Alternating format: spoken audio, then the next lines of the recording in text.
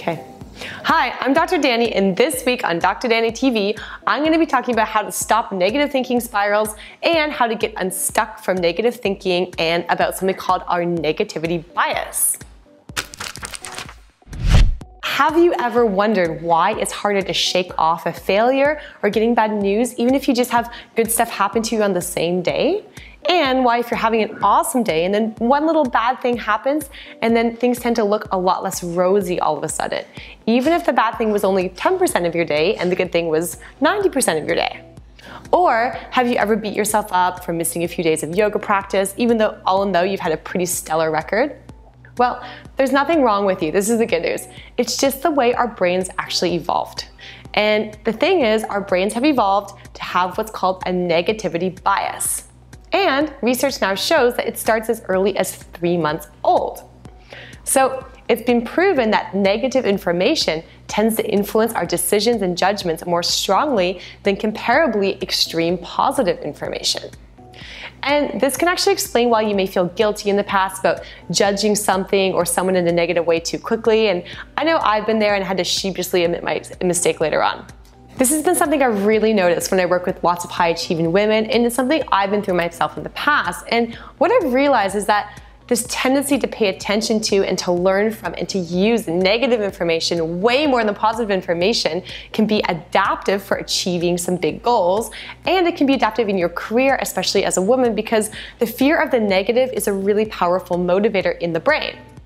But if we pay attention to the negative all the time and you don't train your brain away from this tendency, over time it can lead to not coping well with stress and not having that joy in your life, and also lead to doing things out of fear of failure and a sense of duty rather than out of a sense of passion and creativity, which, it's not really nice to feel like you have to do something all the time.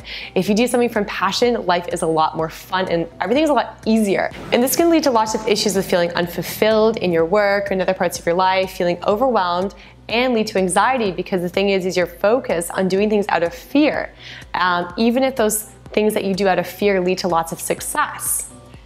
So this was a big change I had to make in my own life when I started really to focus on paying more attention to the positives. And I really had to start training my own brain out of getting stuck in this negativity bias, especially after I found out that this is actually something our brains are just naturally evolved to gravitate towards. And it's been really transformative for me, and it's also been really transformative for the women and men I've worked with, and they have found this is just a really, really important step they've had to take.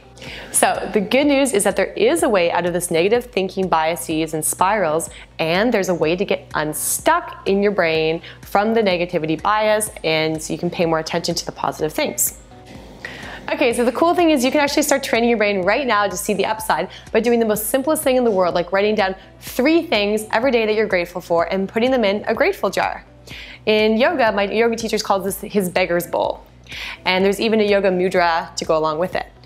And this one single habit alone, if you do it every day, has been proven in the research studies to actually change your brain's ability to escape the negativity bias, because our brains are really changeable. They're neuroplastic. It's amazing. This grateful jar, or the beggar's bowl, has also been used by researchers at Penn State University, and they call it the 3 good things, or the blessings, where every night after work you write down those 3 good things that happened to you that day. And their twist on it, which I love, is why you think that these good things happen to you. So what happened to you and why you think it happened to you that day? They have to be good things.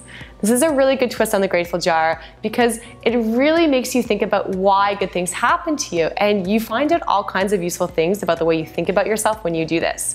So for example, if you notice that you chalk up your 3 daily good things that happen to you to pure luck, or to someone else doing something nice, then it's a sign that you need to focus on being nicer to yourself, because you're probably underestimating your own ability to make good things happen. And this is really common, especially for women, especially for high-achieving women, because you don't want to brag, you don't want others to think you're boasting, and we want to be liked by everyone. I suffer from this too.